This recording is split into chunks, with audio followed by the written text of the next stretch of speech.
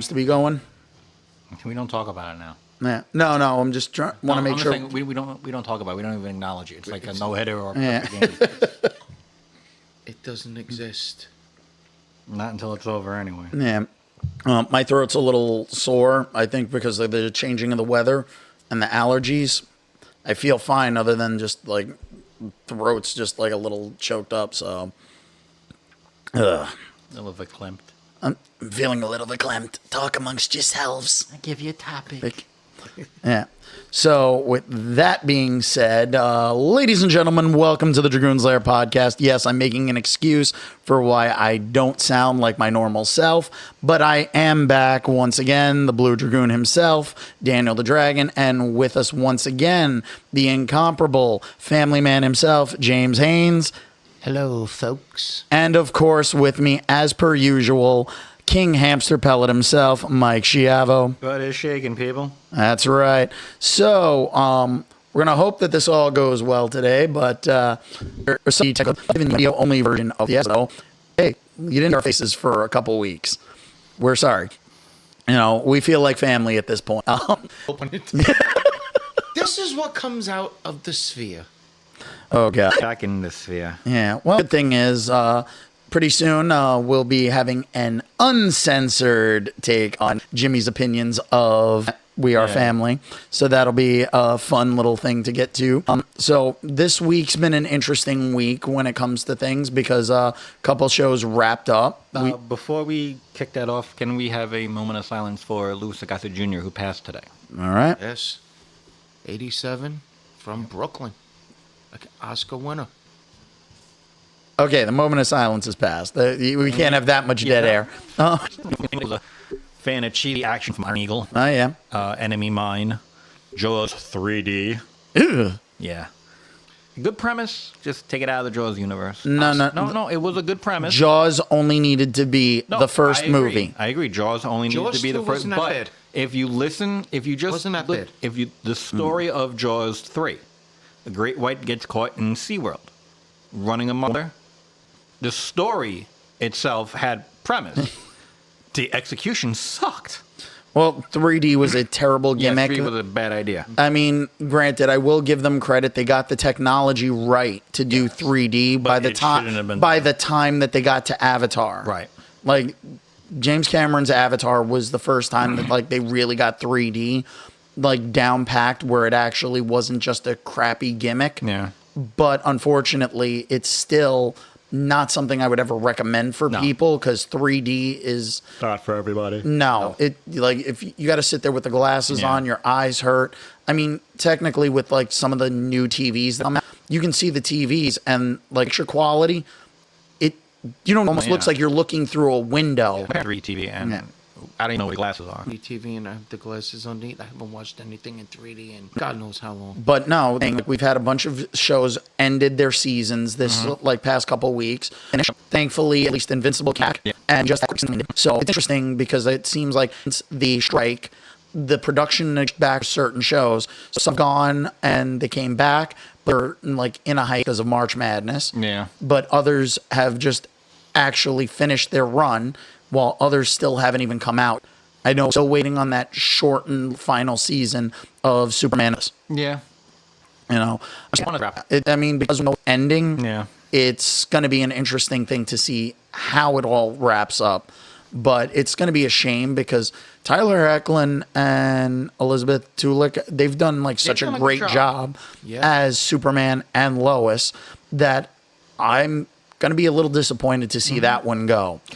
They don't play it like your typical Superman and Lois, like you saw from Lois and Clark. Oh, yeah. Dean Cain and Terry Hatcher. They don't play it like that. Well, yeah, but the whole thing was like, at least isn't the cheesy like effects and everything. Like they've really upped their game when it comes to like Superman. You can't really blame Superman and Lois having cheesy effects because at the time, No, that was you mean what it was. You mean the Adventures of Lois and Clark? Yeah, same difference. Yeah. No, it's completely different. Lois and Clark. Yeah.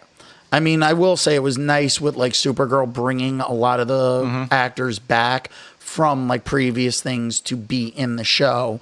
And I mean, it was interesting to see that Laura Vanderroot, who was Supergirl on Smallville, said that she would be happy to come back for like James Gunn's Superman universe to play Supergirl. Even Tom Cavanaugh reached out to Gunn. He was like, I would love to come back and play Reverse Flash. And he's even striking the band to get Grant Gustin to come back. The only person he would come back for to play the Flash would be James Gunn because he trusts Gunn. Right.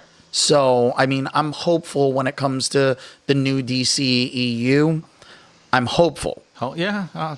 That's the best I can say right now. Yep. Because DC has a bad track record. And, I mean, even with superhero burnout, the movies, I'm not burnt out from them, but a lot of people are. Yeah. And Marvel canceling a bunch of projects just because they didn't know what they were doing is their mistake. Yes. Because they could have learned from their mistakes. I heard like Eternals 2 basically is like a no-go at this point. And Eternals 2 had potential because it could be the new Guardians because they left it off where they were going into outer space. Yeah, it could have been the new Guardians. The Eternals was one of the films I couldn't make it through. I started watching it. I tried to give it a shot. I was just like, I couldn't do it. But a lot of the shows that Marvel canceled, you're like, why are you doing it? Even when Marklin Baker said, we asked him, are we getting a She-Hulk season 2? And he's like, don't hold your breath. Oh, yeah. I don't know why. That was a good show. It combined the comedy, it combined the action. The problem is the fan backlash, especially because they didn't have showrunners. Yeah. Now that they've got showrunners, they can actually keep things on track. And that's the thing I think like most people don't realize. A showrunner is probably one of the most important people for a production for a longer running series, especially if it's based off of like comic books and stuff, because you're able to actually go and follow the plot lines and the storylines through. Right. I mean, like right now, Invincible, the latest episode had one of the best meta moments I've ever seen because they have Invincible talking to the creator of his favorite comic, Science Dog. And he's talking to him at a convention and he's talking about like the show and like the animation where sometimes it takes so long for it to get done that like some scenes they'll cheap out on and you don't see you see either the back of the person's head talking, right, or like their mouth is covered. So you're not like saving on some of the animation because you don't have to do the mouth flaps. Right. But also the fight scenes take longer to get done. So it's like the fact that like they were referencing this, and especially after Invincible just had like this big hiatus. Yeah. Yeah. It's one of those things where it's like it was such a cool meta moment for an episode that Invincible's at least been coming back with like almost an hour-long episode. Yeah. They started out being what, half hour or 45 minutes? They seem like about half hour to 45, and like now they're going like 50-something minutes. Like they're like they've extended. Like you're getting, because there's the stuff going on with like his father in outer space, and like the other alien guy, Alan the alien. It's like they're actually going, they're actually going and like they're doing like little tags after. So it's like little post-credit sequences or mid-credit roll sequences, which I actually like them doing that because in animation, it's really fun to see that. Yeah, I just think in general, seeing a post or a mid-credit or something like that is it's fun. And, you know, it kind of gives you, you know, a little, like, what are they doing next? You know, it's kind of like a little sneak preview. It works to an extent, but sometimes you can't overdo it. Yeah. Sometimes now it's like because of like Marvel, we expect it. Right, exactly. And it's like when you don't get one, you're like, oh man. Yeah. I mean, like I recently watched Aquaman 2 and the Lost Kingdom. Yeah. I was in no rush to watch it because we knew it was the end of that era.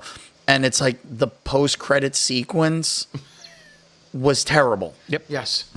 It was like this was completely unnecessary of seeing Ocean Master living on land and ordering a burger and then putting a cockroach inside. Yeah. Just to give it a good crunch. Well, because you figure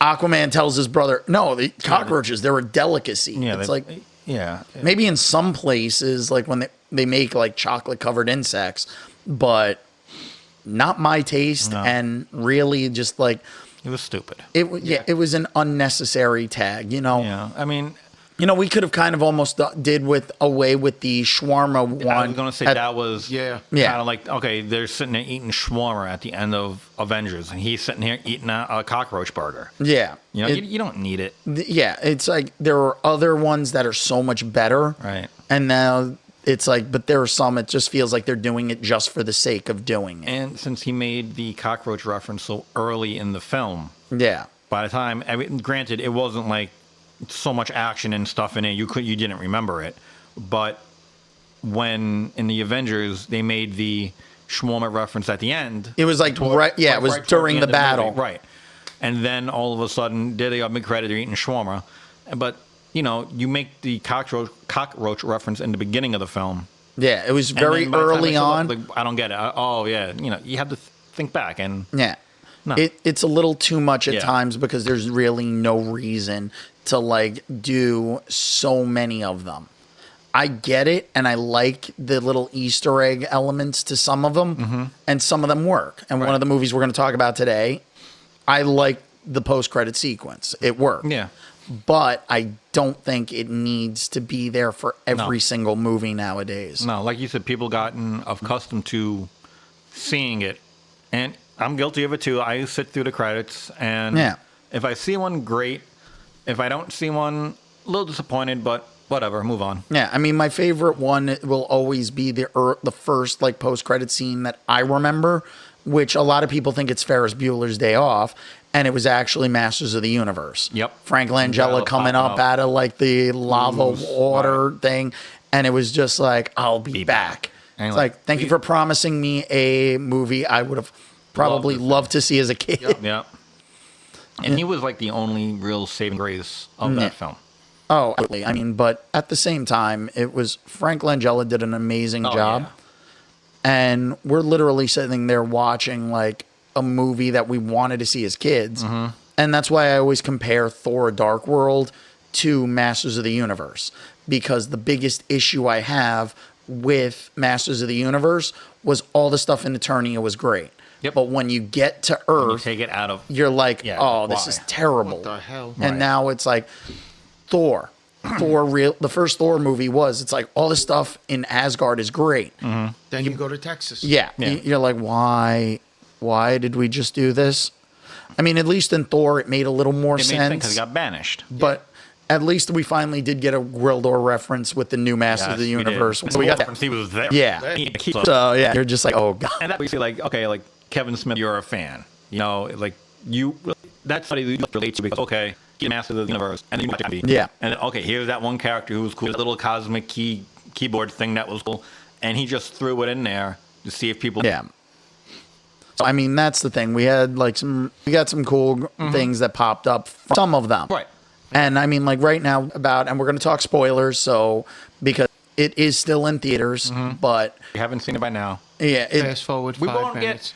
get too much into the spoiler Yeah. endings, but we will be discussing some things. yeah. And one of the that's why we want to just give everyone a little heads up right now.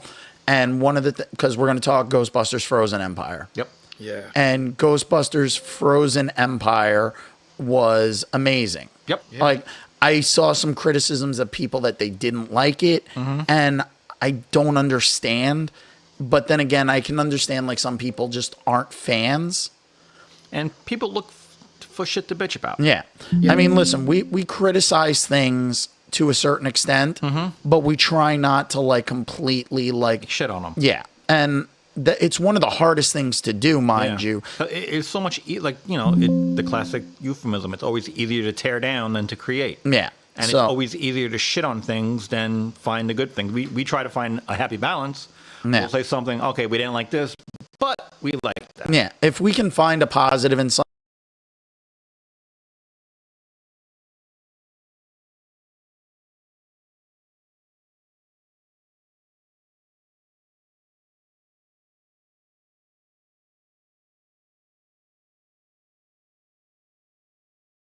something, Yes. then great. You know, there are plenty of movies and stuff where there are no positives. Yeah. But you know, we're trying to be pretty. Down the middle. Yeah. Yeah. At least like We're trying to be like Switzerland. we're trying to be as fair as we Yeah. possibly can in our assessments. And the thing is, like, one of the things is, like, when it came to like Ghostbusters Frozen Empire, I love the design of the villain. Yep. Like, I love like all the little like origin story. Yeah. Yeah. Not just that, but also like going back and seeing like they kind of hinted at certain things at different points. We're seeing like, oh, okay, well, we see Ray is willing to buy like weird occult stuff. Right. Which it's Ray's personality. Ray's You occult. would- That's what Yeah. it is. That's what's from Ghostbusters 2. Raise a Raise a call. Call. He had Yeah. the bookstore. Yep. Exactly. And they've Bookstore back kept there. and they've kept him going with that. Which is cool. The fact that now we've got like a whole new location with a new trap for them to like act for a containment Yep. unit, and seeing them experimenting on ghosts was like very cool. Yep. And you know, it's like it was the natural progression, especially after Ghostbusters 2, of them like going and exploring what they could do with the ooze. Right. And it also kind of like explains more like, okay, the containment unit, Yep. it had a finite amount of space in there. So, you know, when you watch the cartoon, it's like, you know, the few times where they went into the containment unit, it's like they got put into like this alternate dimension. Yeah. But now it's like, no, it only has a certain amount of space in there. And they even said in the film, well, how come you didn't think of this before? And they're like, it was the 80s. Yeah. And everybody kind of went, okay, that makes Yeah. sense. Because no one was thinking about like, Going oh, down. Yeah, they weren't thinking, you know, this is going to take off when they made the first film. And what exactly. cracks me up is where this new containment unit is, if you actually followed, Yep. Staten Island. Yep. And it's at the pool in in Tompkinsville, which is too funny. Yeah, it was great to see like that they actually went and like they've expanded out like the locations and everything, but seeing like the background and like that they've added more people and Yeah. Why stuff. did they put bicycles here? Yeah. Okay, Easter egg. When they went to the fire master's house, looking around, did you notice the piece of equipment that I think his name was Niles or the English dude, Willis? Springer. Did Yeah. the English guy? Did you notice the piece of equipment that he was using? No.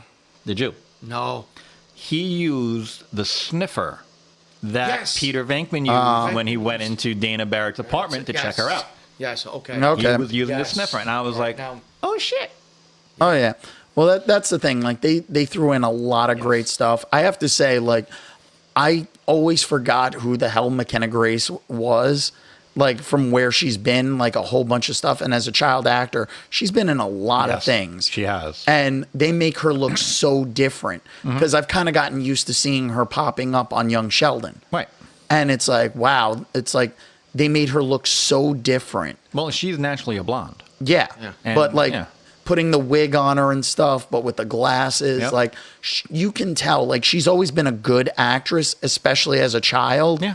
But like she's really coming into her own. Oh, without a And doubt. like the emotional stuff that they put in this time around. She was actually in I, Tanya, and she played a younger version of Tanya Harding. Yeah. And just seeing, like, you know, all the shit that they put her through, like, as a child, Yeah. and seeing McKenna just, like, you know, embody all that. Oh yeah. And you know she sang an Afterlife, the song. Yes. She sang that song. Yeah, so it's really one of those things where you're just like, she is really talented, and I didn't realize exactly how much until it's like I was like, wow, like this kid has got a bright future when it comes to doing stuff. And when you look back at a lot of the people that she's worked with, it's like she's worked with pretty much a who's who Yep. of like extremely talented actors. Was she in the remake of Amityville Horror?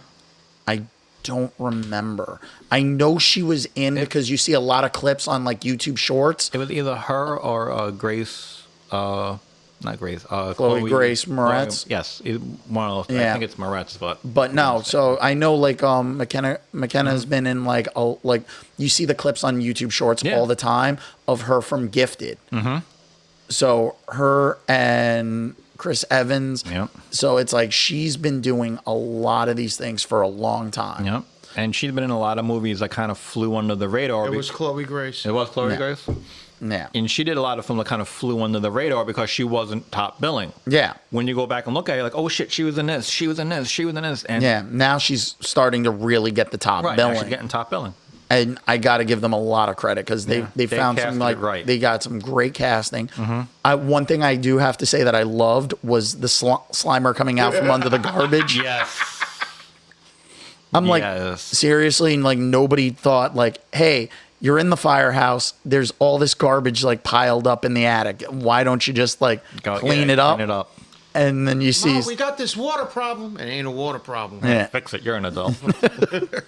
That was the thing. It was like, it was nice to see like they kind of like they made the reference that it's like Paul Rudd's character got together with the mom. Yep. And it's like, oh, they're married, but they're not referring to him as like the stepdad or anything. Well, did they say they The got step married or teacher. were they just Yeah, together? he said step teacher. Step Yeah. teacher. And then by the end, she calls him Dad. Yeah. Yeah. So they never said They it. never said it. I mean, It just was thought very they were implied. together. Yeah, I just thought they were together, not I wouldn't married have, or anything. I would have figured they would have gotten to get married, but at least because you figure they're living in the firehouse. It's like, it's one of those things where it was like they were kind of created like a quick family. Yeah, if I have to, if my only gripe with this, and it's very minimal, I want to know how long after Afterlife this takes place. At least. Is it a year, 2 Maybe a year years? and a- I would say at I think least it's- I would say at least 2 years. 2-3 years. Okay. Only because, and the reason why I would say like at least 2 years. Because they set up again as the Ghostbusters. Yeah, not only were they set up, it's like people were used to them driving Right. around in Manhattan. But then again, I mean, It's Manhattan. Yeah, it's New York. You can pretty much walk around the streets wearing like the most bizarre thing ever. And no one looked twice at you. Exactly. So it's like but like seeing like the proton packs, like the fact that like now new cool toy to have, the drone trap. That is cool. That was so fun. And you figure they had already introduced previously The remote control. the remote controlled Yeah. car trap. The roller Now, trap. yeah. Now it's like, oh, here's a drone. That's so now we can get them higher up in the altitude. It was impressive, the stuff they came up with. Although I will say one thing, like towards the end when they're all suited up, I was kind of expecting to see someone using the slime pack Yeah. because they did show like some of the slime did, early they did. on. Yes. I kind of want to see when the Blu-ray comes out all the deleted and alternate scenes because there were scenes you saw in the trailer Yeah. that you do Yeah. not see in the film. No. Oh, So yeah. I kind of want to see the alternate takes or the deleted scenes because, you see one thing in the film and in the trailer and like, okay, I'm getting set up for this because, there was a scene, everybody's on the Yeah. roof in the red Parkers and Phil Rudd is like, ho, ho, ho, ho. Phil Rudd? Paul Rudd, whatever. He's like, ho, ho, ho. And I mean, you're the guy that sends me the thing of like, everyone wants to talk about Paul Rudd Yeah. not aging. he doesn't age. But then you go and you see got Ernie Hudson. Yeah. Okay. Yeah. They Yeah. must be killing the same Ernie unicorn. looks damn good.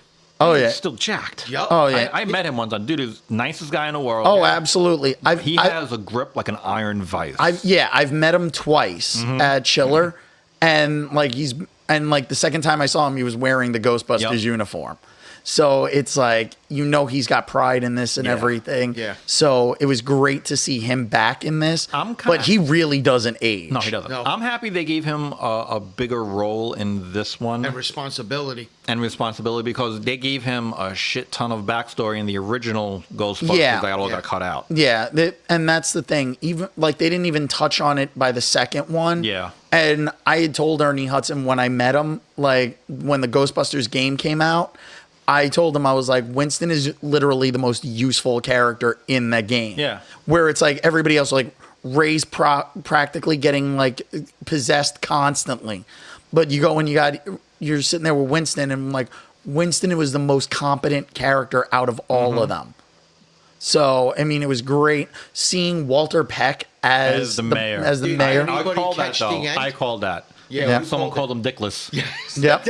Now here's a question. Here's a question. Was that scripted or was that just an extra throwing it out there?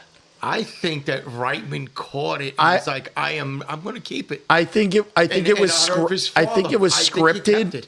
I think it was scripted because you know what? It's a nice callback, especially because after seeing him in the mayor's office, and like even when McKenna Grace goes and she made the reference about like you're the one that shut down Right. and like started this whole thing. It's like allegedly. It's like, allegedly. It's like no, Yeah, no, it was you. Did you? it was you. I kind of think it wasn't scripted because shit like that does happen. But it Perfect came case. out. I couldn't stop. Yeah. I couldn't in, stop. in the film being John Malkovich. Yeah. You see Malkovich walking down, and the guy leans out of the car, "Yo, Malkovich!" or like "Fuck you, Malkovich!" and he throws something at him.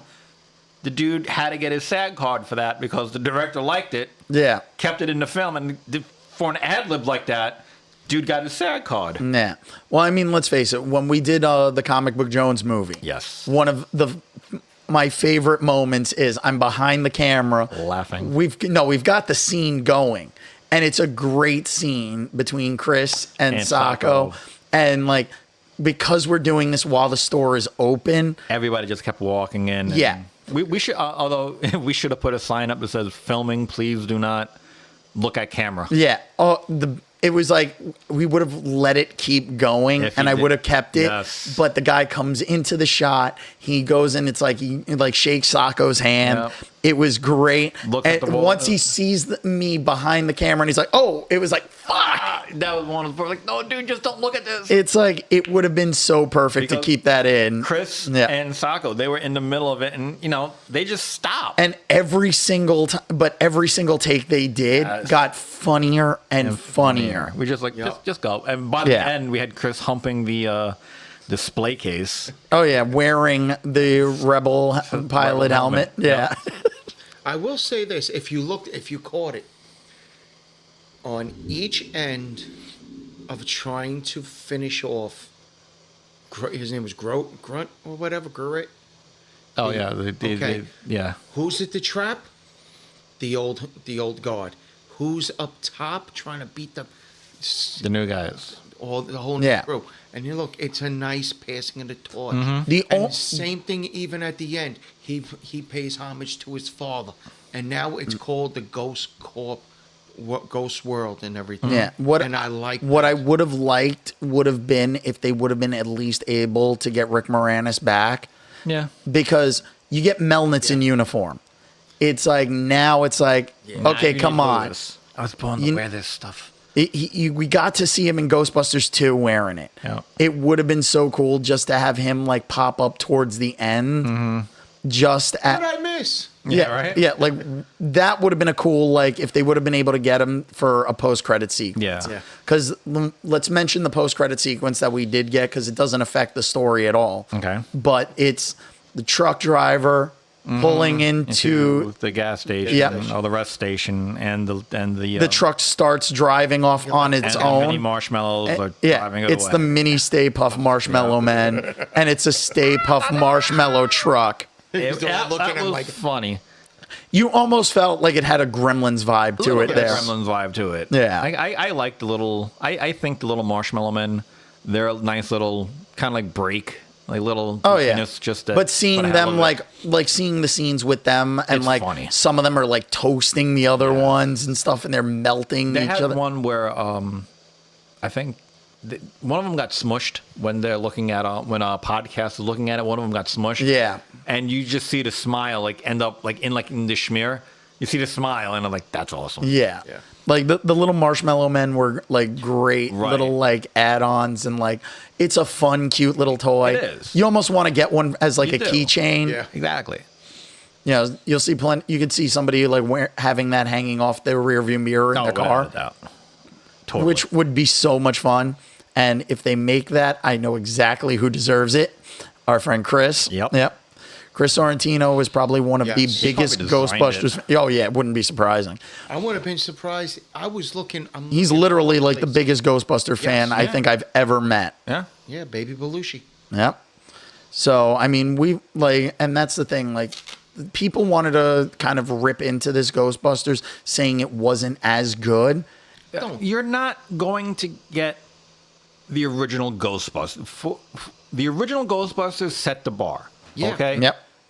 nothing is going to be as good as the original. No. So let's just put that to bed right now. Is Ghostbusters Afterlife and Ghostbusters Frozen Empire good films? Yes. Yes. Do they pay homage to the original film? Yep. Yes. Are you going to get a film as good as the original Ghostbusters? No. Because look at the original lineup. Yeah. Bill Murray, Dan Harold Aykroyd, Ramis. Harold Ramis, Rick Moranis. Yep. Ernie Hudson. Those people, it's like catching lightning in a bottle. Oh, And yeah. Ernie Hudson wasn't even. He wasn't any. He missed 3/4 of the film. Yeah. Yeah. At the start, you didn't like. It was know a who he it was was a until he came shame, in.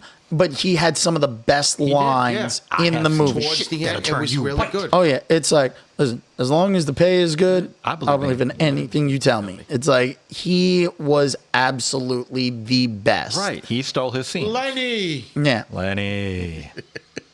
But I mean, You know, I wish we would have still been able to have the old mayor, but unfortunately he passed away. You know, and No, then we got a Peck. no, which is fine. Peck Which was funny. He was good. Peck I was liked it. Peck was good, and I'm glad that, because now I want to kind of like, Atherton. well, the other character that we had from Ghostbusters 2, Oh yeah. the one that puts them in the asylum. Did you see the deleted scene from 2? Yes. Where he gets sucked into the slime. Yeah. Yep. The thing is, like, the actor himself is the same actor for Beetlejuice. He was the father. You're trying to remember? No. Yep. No, He wasn't. Yep. William Atherton. No, not Oh, William that- Atherton. I'm talking from Ghostbusters 2. Yeah. Yeah. Yeah. No, he wasn't in Beetlejuice. No. Are you sure about that? He Positive. wasn't the father. Really? Wasn't the father. He wasn't the father. Okay, let's No. go. Come on. You know Jimmy's going for it. Yeah, Hell he yeah. wasn't the father. No, he wasn't. Because You sure? The father Yes. was. Come on. The guy you're thinking of from Ghostbusters Jeffrey 2? Jones. Jeffrey Yeah. Jones. And you're thinking the guy from No Holds Barred. Are you sure? Yes. Jimmy, we're going to fact check this right now. No Holds Barred. Ghostbusters 2.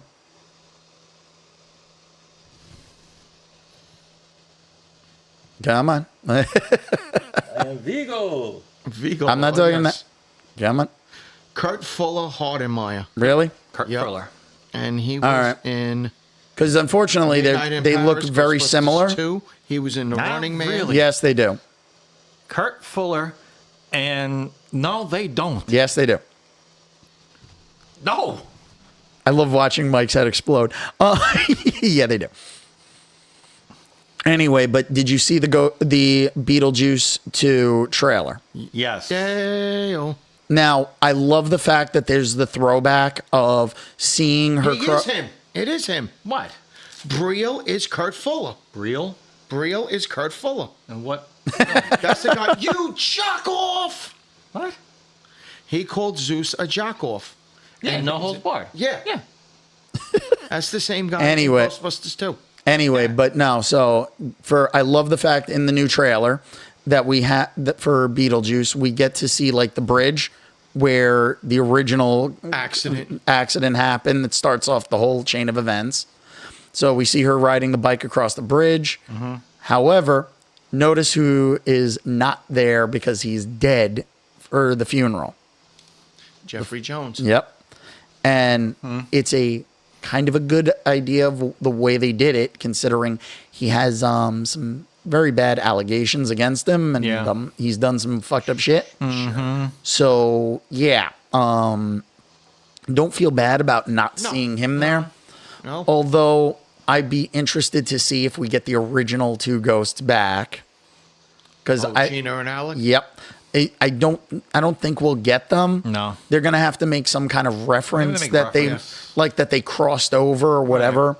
But Well, they already referenced them by showing the town. the town, Yeah, yes, the model he was town. working on the model town. town. the model town, but you figure Beetlejuice was pretty much trapped inside the model town in the first movie for the most part anyway. Nice fucking model. Yeah. I brought the whorehouse in. I gotta say, I love what Michael Keaton said when he was being interviewed, and they asked him, they're like, you come up with, like, you always want backstories for all your characters. The one character you didn't want a backstory for is Beetlejuice, because he can do anything. Right. So, I mean, that to me is a great thing. and it's Michael Keaton. Keaton knows what he's doing. I'm like very sure this movie is going to be extremely well received, and I'm very hopeful for it. Yeah.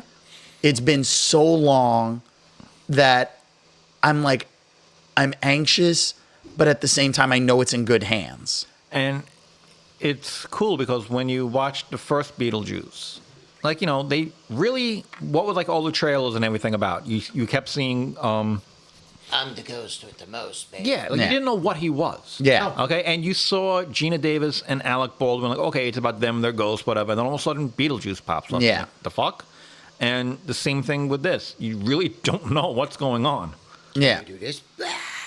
But So- we do know, at least we get to see like Catherine O'Hara, Yep. the Yes. Winona Ryder. Yep. So, and now with Jenna Ortega added to this mix, this is going to be, it's a great cast.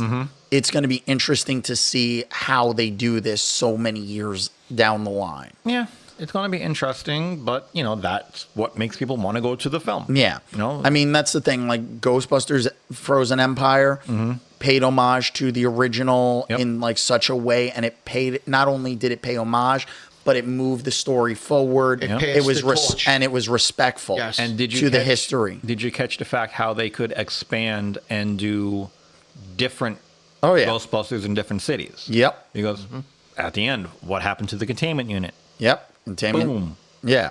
Everything. Even Winston said everything is released now. Yeah, they're but- all over the globe. But they have a new They containment have a new unit. containment unit. Yep.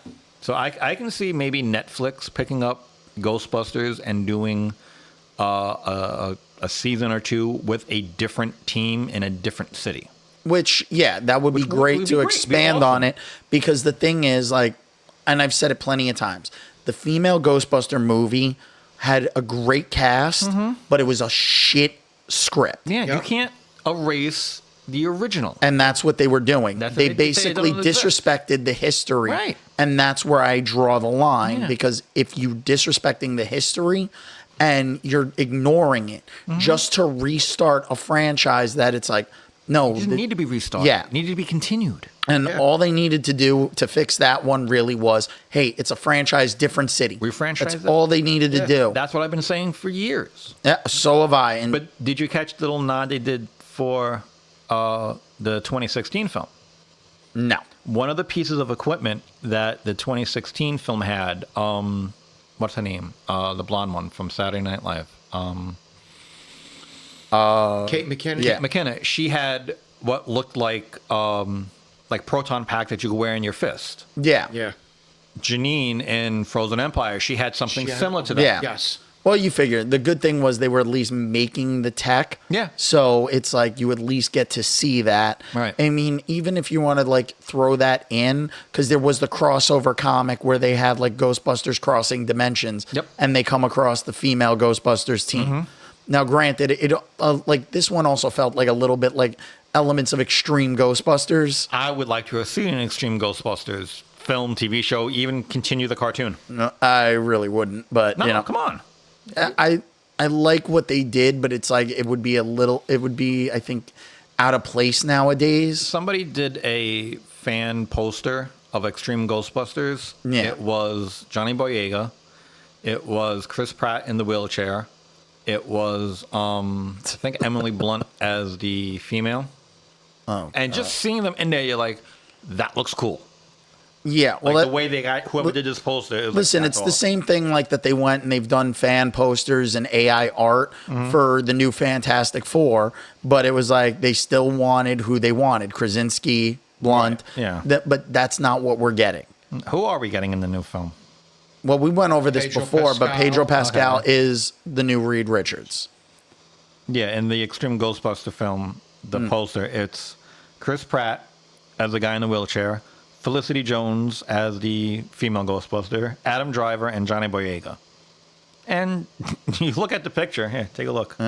It looks kind of cool. Listen, you can see stuff that looks cool, Yeah. but at the same time, I mean, let's face it. We've seen how many times do we see fake trailers on YouTube? That are better than the film. Yes. Some are better, but then some make you really Oh, upset because it's like this is something that would be cool to This see, could happen. but it's Yeah. not. But it's Right. not the thing that you're going to get. Right. I mean, let's face it. The April Fool's prank that came out years ago on IGN for the movie for the Legend of Zelda movie. Yes. It looked fucking Awesome. amazing. We wanted to see this and we don't get it. April And why did we never get it? Fool's. It was an April Fool's prank, but it's like at this point, do it. Do it. But they did the same thing with Crocodile Dundee. A couple of Yeah. years ago, they had it with Danny McBride. And you're like, this is awesome.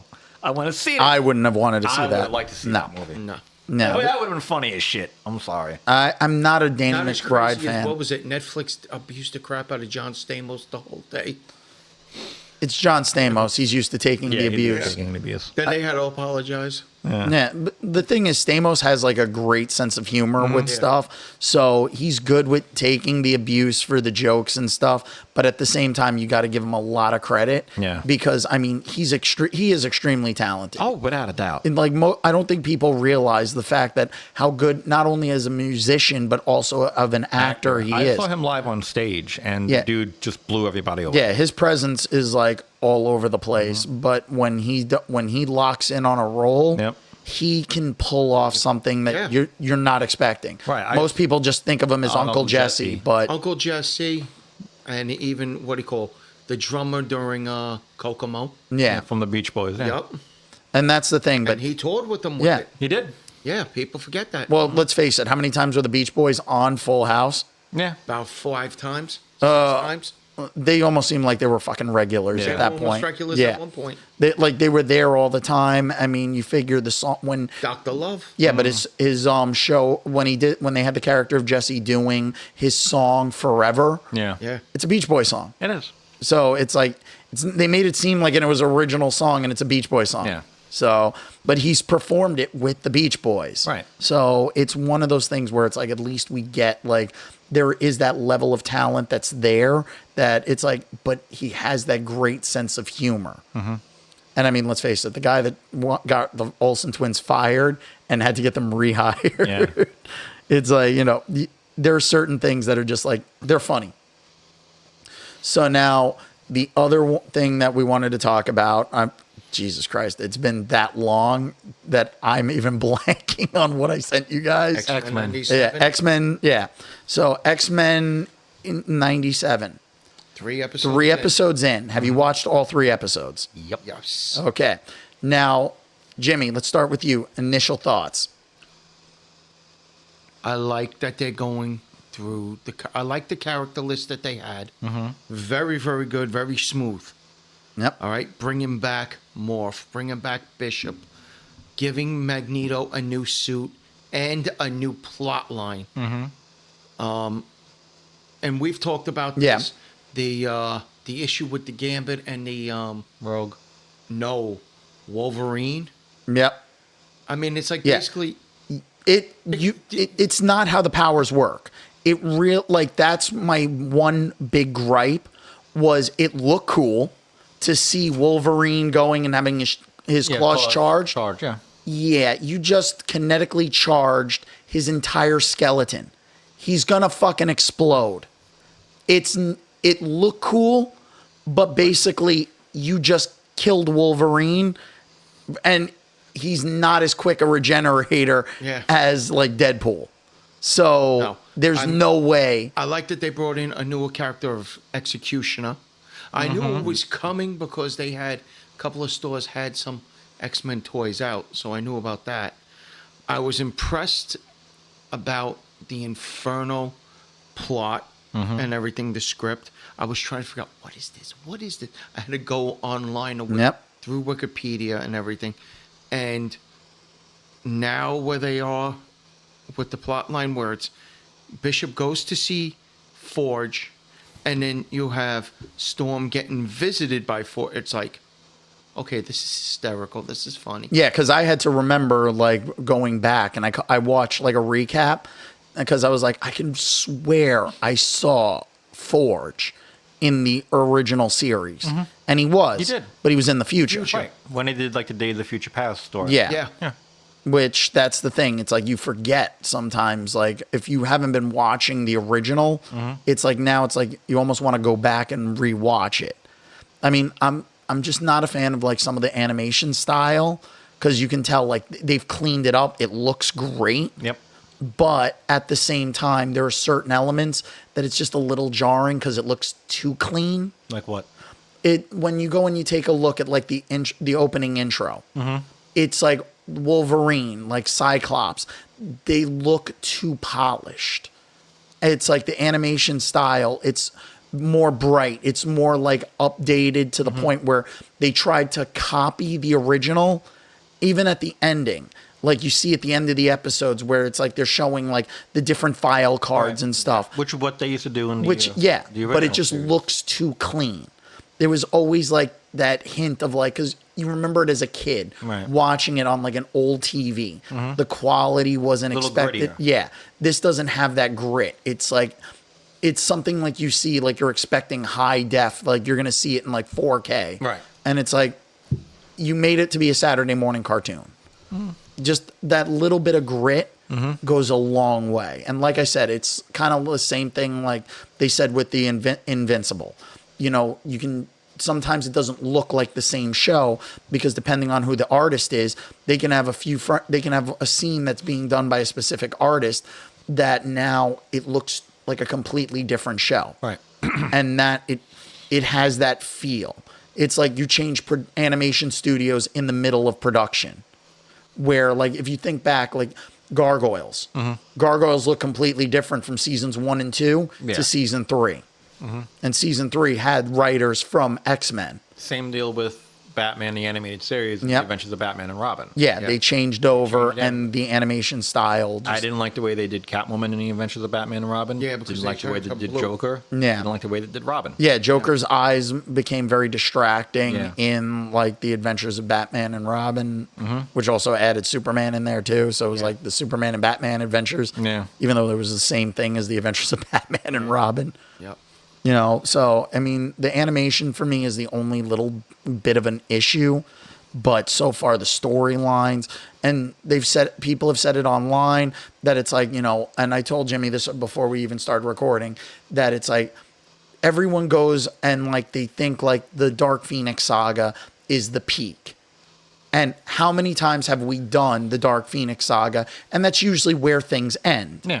It's been 4 because X-Men, the original animated series, people forget about X-Men Evolution, but I they didn't did. see Evolution with that. I saw Evolution. I just didn't see the Yeah. Dark Phoenix It, saga with it was that. in there. Then we had X3, and then we also had Dark a Phoenix. movie with the newer, updated cast. So it's a story we're all a little too familiar with. And now we're getting to see a bunch of stories that it seems like they've elevated the platform because it's not just those one or Right. two little things. It's like, okay, here's this whole slew of stories that we now have access to. And bringing Morph back was a great thing because now you got a shapeshifter. He's throwing in all these older references. I mean, even in the original series, they were able to sneak in Deadpool for like a scene. Yep.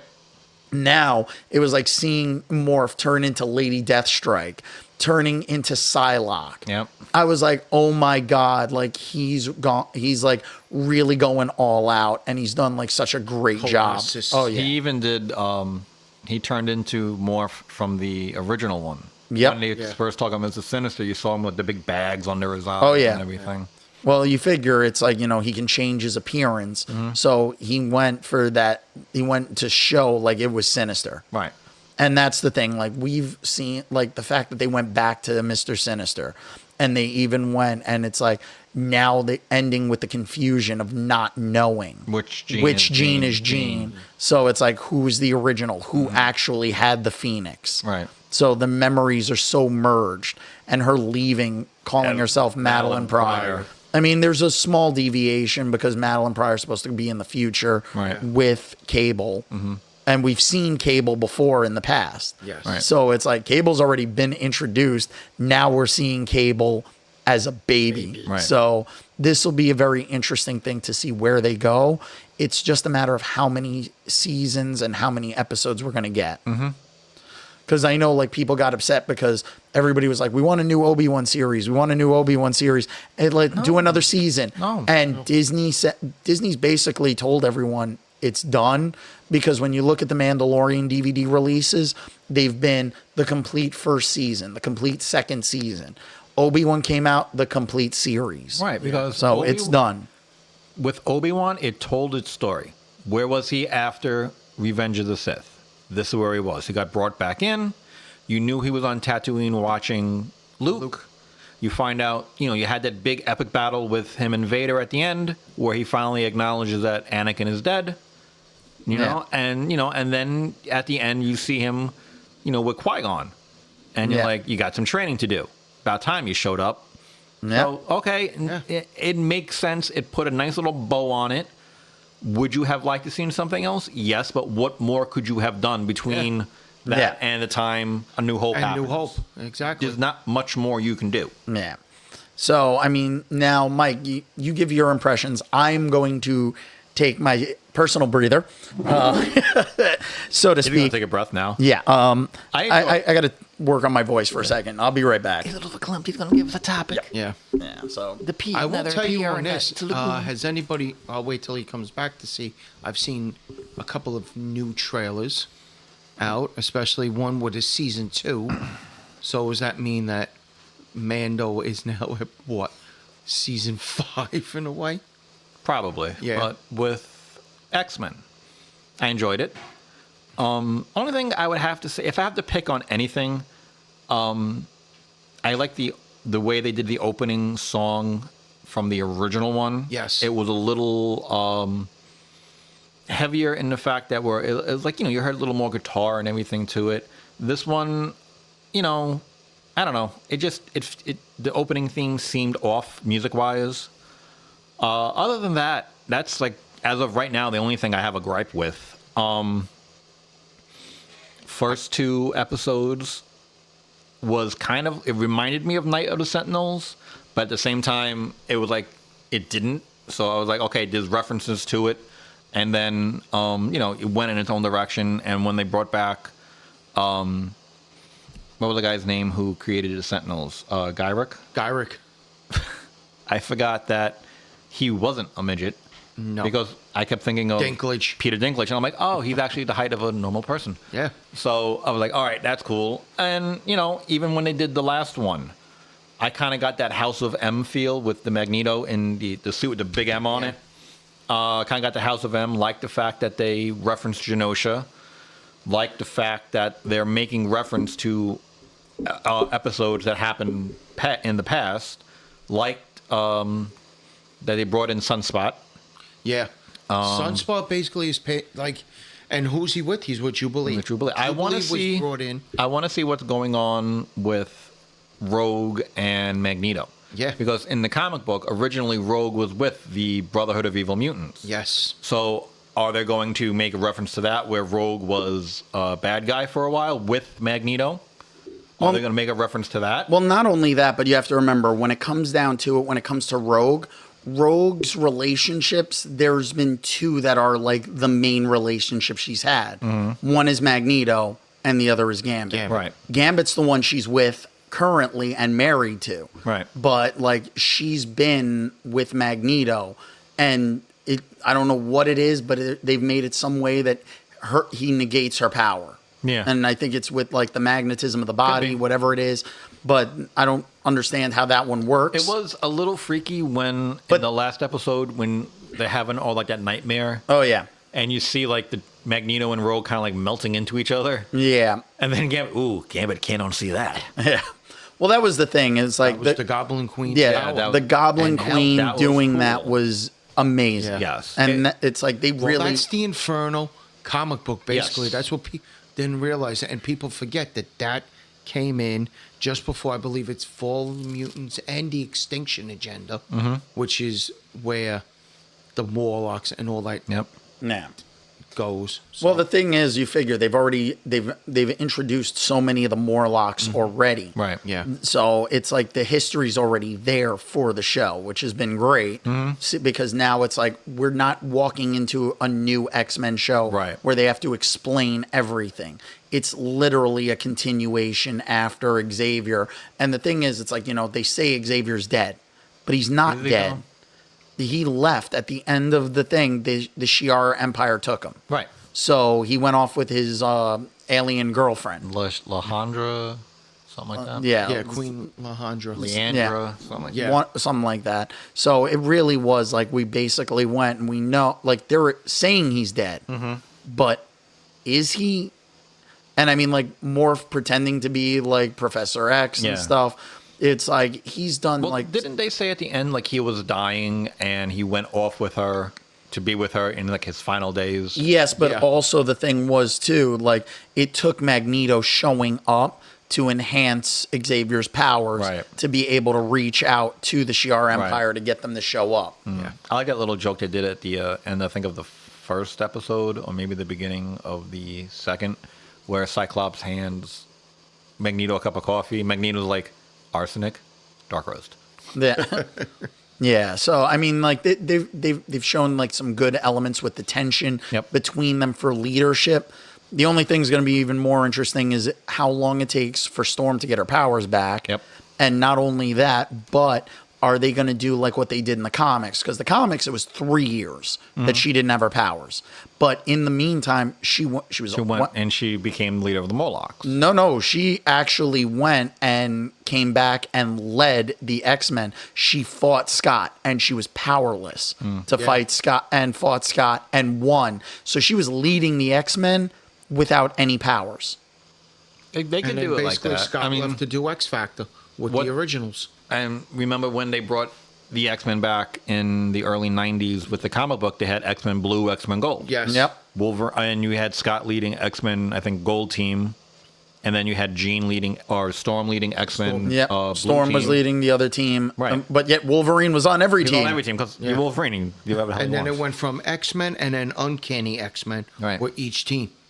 So now I wouldn't mind them doing an offshoot where, okay, maybe Scott and Jean does leave and they form X-Force or X-Factor. Yeah, they're I X-Factor. wouldn't mind seeing X-Factor around. Yeah. Well, I mean, one interesting thing would be is if they actually bring Deadpool in. That would be funny. Bring Deadpool in. Bring it back. But get Ryan Reynolds to come in and do the voice. I think he would. Because, I mean, now, I don't know if you guys watched, because I don't want to really address too much of it, but the Quiet on the Set documentary. Yes. Quiet on the Set was. Oh, yeah, with the kids. Yeah. I've seen it. I haven't Now, really paid one that of- much attention to it. Yeah, there's been a lot of that, and a lot of stuff is coming out in Hollywood. So, you don't know who is a decent human being anymore. But, I mean, the thing is, like, one of the things that they said was because, and it was addressed on the Boy Meets World rewatch podcast, Pod Meets World. They had, like, someone talking to Ryder Strong and Will Friedle because they wrote letters and stuff like they knew the guy who had assaulted Drake Bell. And Drake Bell. Pickle Boy. Yeah. So Drake went and he said, like, that it's like, it's been said that he was like, he worked with Will Friedle on the Marvel Spider-Man show.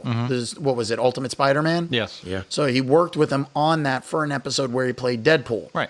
And he didn't address any of it. Like, he didn't even acknowledge. I don't know if they were in the courtroom or not, but it's just one of those things where, people were only told one side of a story. So, when you look back, it's like this guy was with DiCaprio, and there's footage of him with DiCaprio. And DiCaprio writes a letter. Yeah. And not only that, but Joanna Kearns wrote a letter. Yeah. So did Alan Thicke. So you had people like this guy had a lot of people snowed, except for Drake Bell's father, who was like, don't let him be alone with him. And it's a damn shame that shit like that happened. Yeah. Right.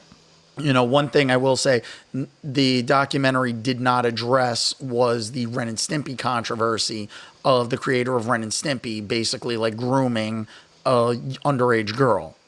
So there was a lot of stuff that went on. And I mean, it's hard, like when you talk about Hollywood, especially with young Hollywood, Yeah. because, And mind you, this Yeah. is also done back in the day before TMZ. Yeah. And you know everything is still under the rug. Rona Barrett didn't even know. For Rona Barrett and the Hollywood Reporter not to know about this.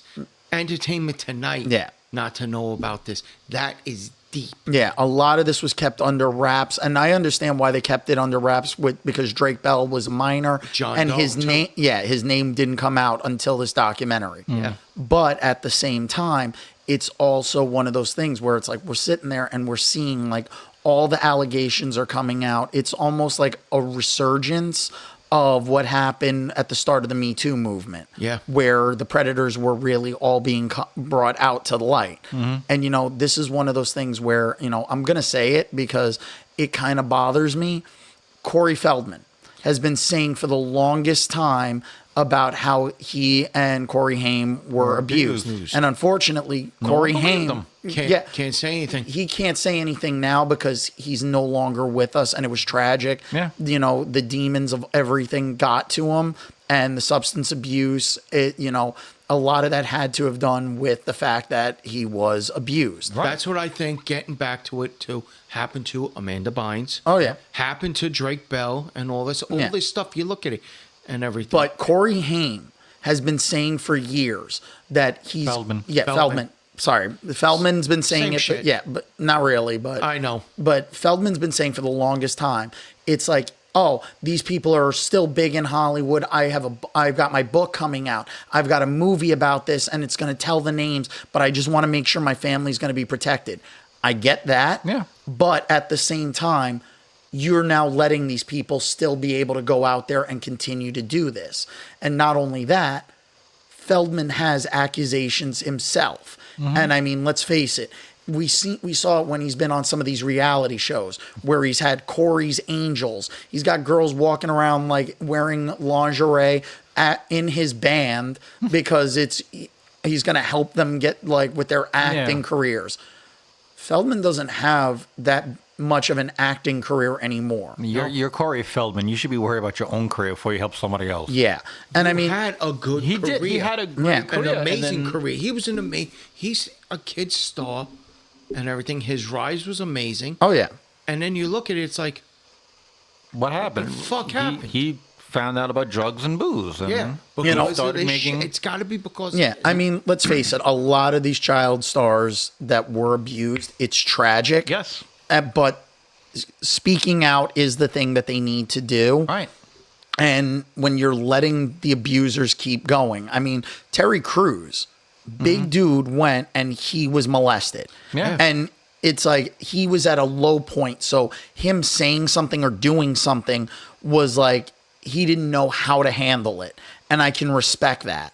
But at the same time, it's like he's a grown man. Right. So if a grown man is having enough of a hard time, you look at Feldman. Feldman looks like he's trying to profit off of it constantly. Yeah. It's like worry about actually protecting kids in the industry. I mean, we're seeing like Kenna Grace is a prime example of someone who's got a lot of talent. You know, you don't realize how many things she's been in, but she could go a different way. We don't know like what's gone on in the career, and we don't know what's happening behind the scenes. Britney Spears messed up in the head. We don't know what brought a lot of that on. You know, granted, she wrote her book. Jeanette McCurdy's got her book out. Yeah. And she exposed Schneider before that. Now, I know a lot of them probably took because she had said that McCurdy was like, they went and they was Gesundheit. Thank you. They went and she offered her like money to sign an NDA when she was leaving Nickelodeon, and she chose not to take it. You know, I'm pretty sure a lot of people, they weren't sure where their careers were going. They may have taken the money. Take the money. You know, some people are going to take it, some people aren't. Yeah, and If you when look you're at a the- child star and they offer you that much money, you're a kid. You're like, that's a lot your of money. I parents are want going to to take it. Yeah. Your parents are going to take it. That's the thing. It's Yeah. not him. It's the parents. And I'll tell you this. If you look at we're talking about Dan Schneider.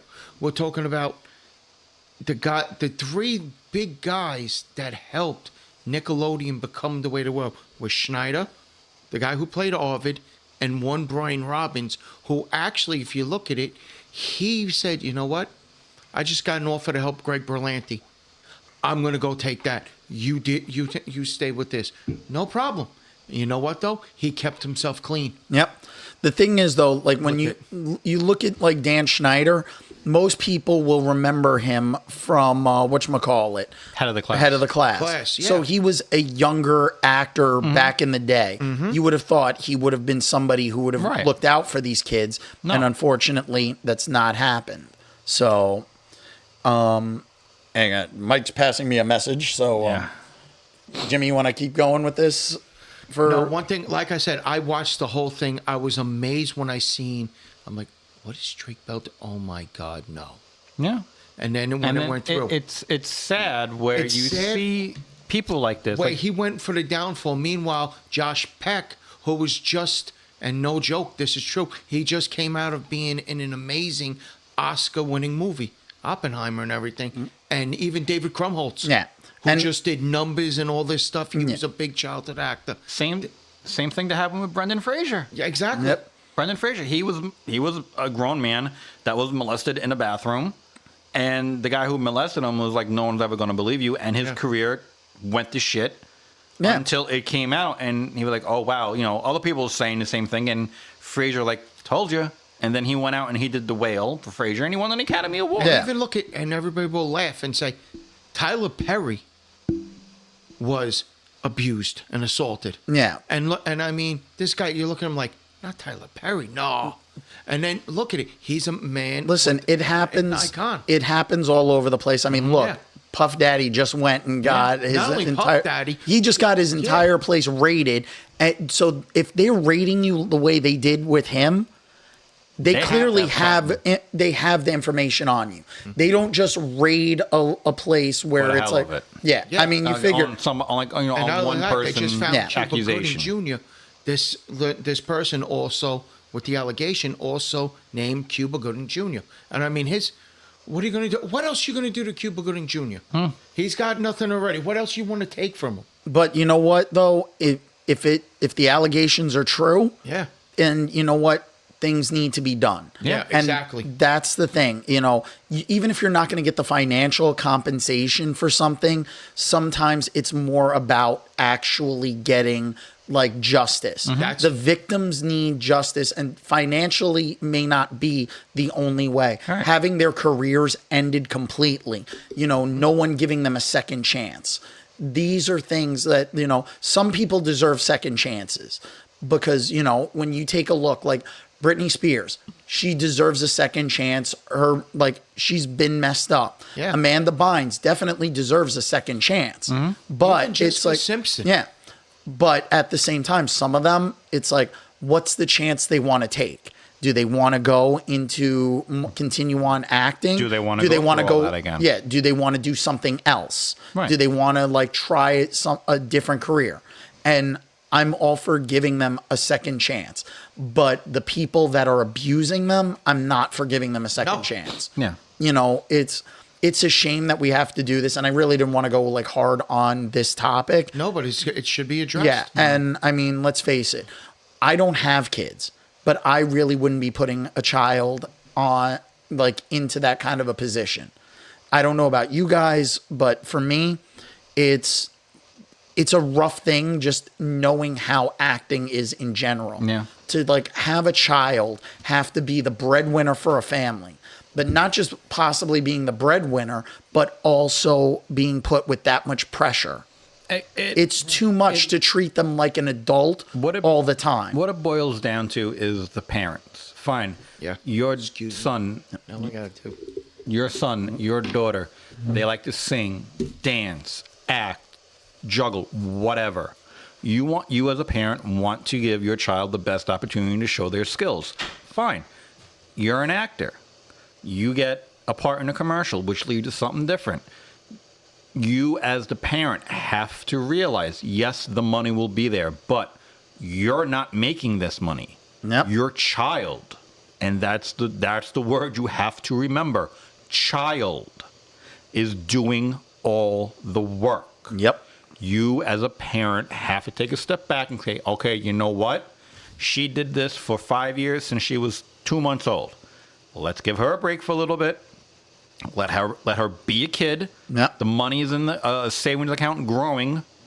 Let her be a kid, and then you know what? When she's 10, Yeah. if she says, "I want to keep going," okay, you let her do it for a little while longer. Yeah. Okay, how do you feel? You want to keep going? Do you want to stop? Yeah. It's like the second this is no longer fun for you, Right. we're done. We're done. And that's some parents have that attitude. And Others, other parents see it as a paycheck. yeah. And that's the thing, because a lot of parents then become the agent for their own Right. kid. So it becomes their job to get right, their to get kid the kid jobs. to- But it's a rough situation. It is. I'm glad that they've put a lot of safeguards in, but I feel like there aren't enough safeguards. Right, there's not. Because a lot of these people, they need to have more safeguards for their kids in general. And I don't want to blame the parents, because celebrity and stardom is something that so many people seek. And when Yes. you look at it nowadays we're legitimately going, and we have how many people out there going and being like, oh, I want to be famous. I want to be a celebrity. People have made it look like it's so glamorous to be a celebrity. It's not. It's There's not. a lot of shit behind the scenes that you don't see. Yeah. I mean, an image is an image. That's all it is.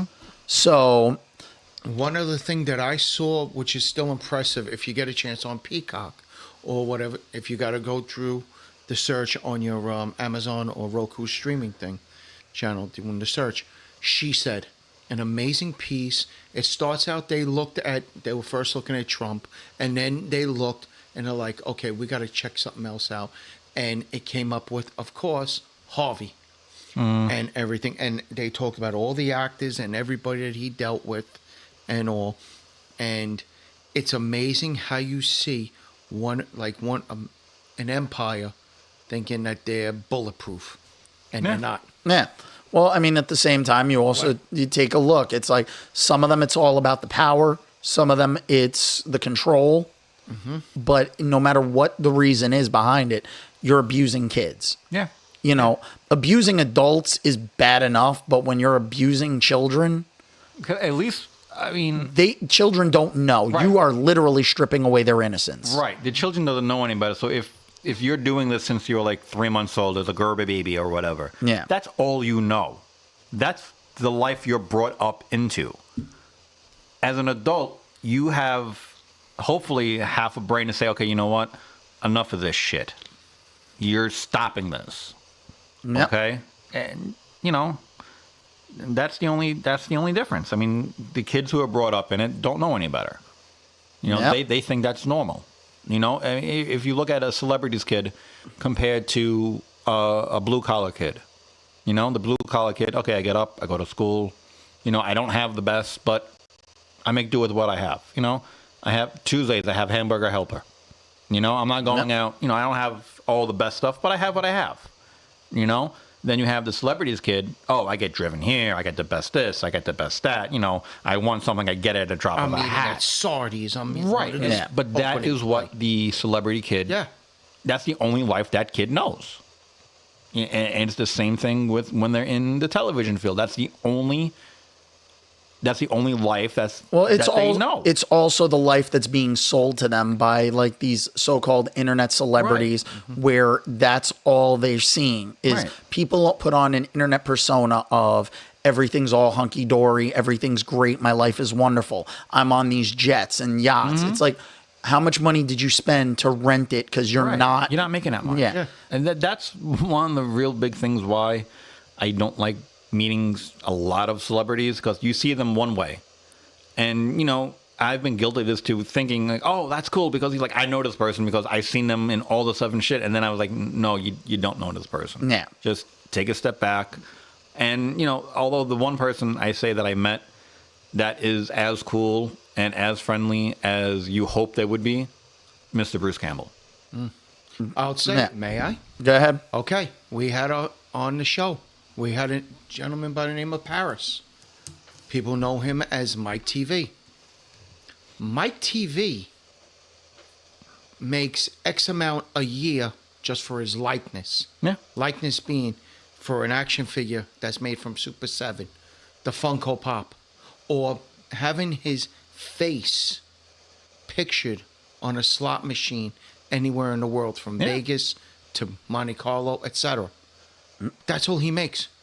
He makes X amount for 10 years and everything else, and the royalties maybe here and there from if they redo the movies, but that's it. He'll go out, he'll do autographs. Yeah. But Yeah.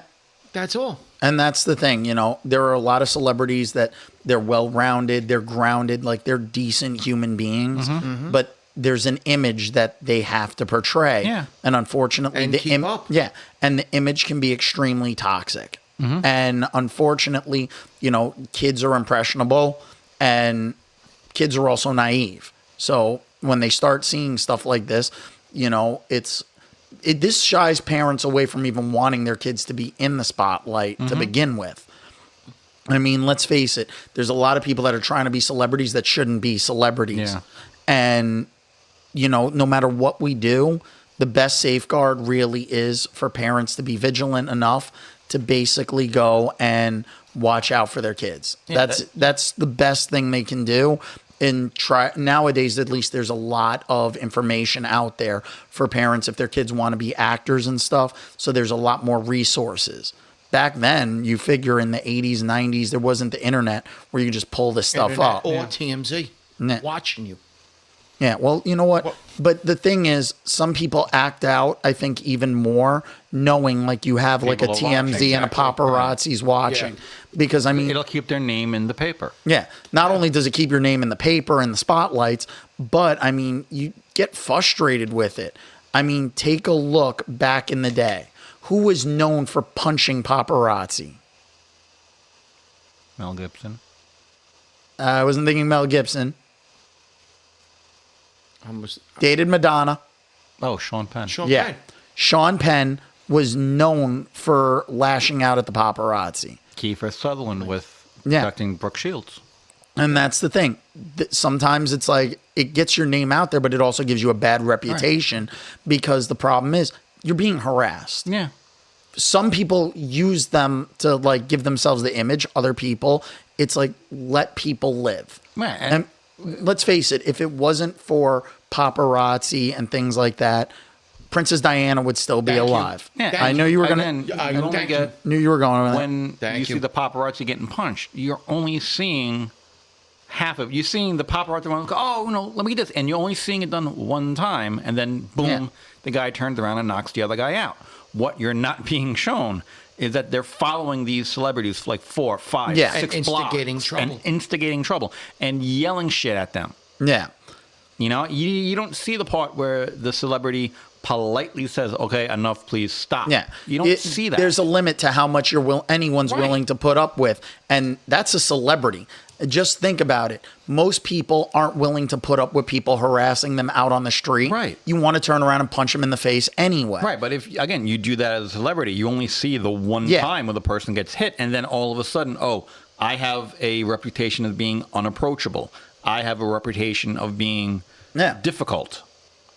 Exactly, and it is what it is at Right. that point. I mean, but it's a double-edged sword. Yeah. You want the notoriety, but you got all the other shit that goes along with it. You don't want to have the other shit. Okay, I'm sorry. You can't really be that popular. Yeah. You can't have the $1 million paychecks and the multi-million-dollar films and starring and everything if you don't want the people up your ass. and you may not want them up your ass, but unfortunately, they're that's- going to be there. That's, as an adult, that is the path you choose. Yeah, as a child. As a child, you really don't have it because you're doing what mommy and daddy says. Yeah. And know? the kids need to be better protected. Yes. And I'm glad that they've put a lot of protections in place, but there need to be more background more. checks, especially, I mean, if you watch Quiet on the Set, the guy that basically, he had a picture of a clown in his house that was a self-portrait from John Wayne Gacy. And he had letters from John Wayne Gacy that he struck up a pen pal relationship with Gacy. It's like, seriously? You don't see the red flags all around that? Yeah. They're like, the second anyone says John Wayne Gacy, it's like, Goodbye. you should know at that point that person has issues. Subscription beyond issues. Yeah. So it is what it is. We're going to wrap things up right now. Yep. And we'll be back for a special episode. So I want to thank everyone for tuning in. We haven't shilled anything so far. Which is odd. You know, Yeah. we had a lot. This was a very in-depth was a very conversation. in-depth So, conversation. you know, we got a little deep in this one, which Yeah. is normally we try to keep things a little lighter. But it happens. But if you want to share your opinions with us, you can email us at dragoonslayerpodcast@gmail.com. That's all one word. Dragoon is spelled with 2 O's. That's dragoonslayerpodcast@gmail.com. Thank you for mocking me, by the way. You're welcome. Well, you haven't chilled, so I hadn't had a chance to mock. So. Yeah. Well, you know, I can. Hasn't fidgeted either. I know. It's been a miracle. So with that being said, Mike, Yeah. you want to give everybody the socials on how they can reach us? Okay, you can follow the Dragoons Lair Podcast on Instagram at the Dragoons Lair Podcast. Instagram, follow us out. You can also check us out on Facebook at, oddly enough, the Dragoons Lair Podcast. Shocking, isn't it? I know. Mind blown. You want to follow me? You got Mike Schiavo on Facebook. You have Hamster Pellet Productions on Instagram and Facebook. You want to drop us a line? Let us know what you like, don't like about the show. You can either hit us up at our Gmail account, which is what, Danny? DragoonslayerPodcast@gmail.com. That's all one word. Dragoon is spelled with 2 O's. That's DragoonslayerPodcast@gmail.com. Or you can hit us up on Instagram at the Dragoons Lair Podcast. Now, Jimmy. Ladies and gentlemen, all the ships at sea, Flash. You can reach me at Snapchat, James, SI0925, all lowercase. Instagram and Threads, James H_4th, all lowercase again. You can reach me on Facebook, James Haynes IV, and on TikTok, James0925. Thank you and have a great day, America. And you can find me, Blue Dragoon 13, on Instagram, Threads, TikTok, YouTube, which you can watch the episodes of the Dragoons Lair podcast on YouTube on Blue Dragoon 13. Hopefully this one will be able to go up. Fingers crossed. And otherwise, you can also find me on Twitch, Blue Dragoon 13, with a link in the Twitch profile that will get you to the Discord page and join the community. We appreciate you guys. We love all you guys for sticking with us for all this time. And we're sorry we got a little heavy on this one, but It happens. Yes. Yeah, certain topics we It's just okay. kind of can't ignore, and they need to come up. It was an unplanned discussion, but thank you all for tuning in. And if you want to reach out to us and make sure you like, share, subscribe, but also leave us a review on YouTube, on iTunes. Also, leave us a review and comments on the Spotify page. We appreciate it. We also have polls. If you scroll further down, you can take part in the polls and answer any questions on Spotify that we put up. And with that being said, I want to thank everyone for listening. And remember, folks, Wait, before we sign off, can I Really? give a special? Yeah, before I give a special shout out to somebody, go ahead. Mr. Salenti. I know you saw the little video that I put up before about the show. Did it for you, buddy. Give him a shout out. Now, with that being said, you don't have to go home, but you can't stay here. Now get out. Bye, Mike.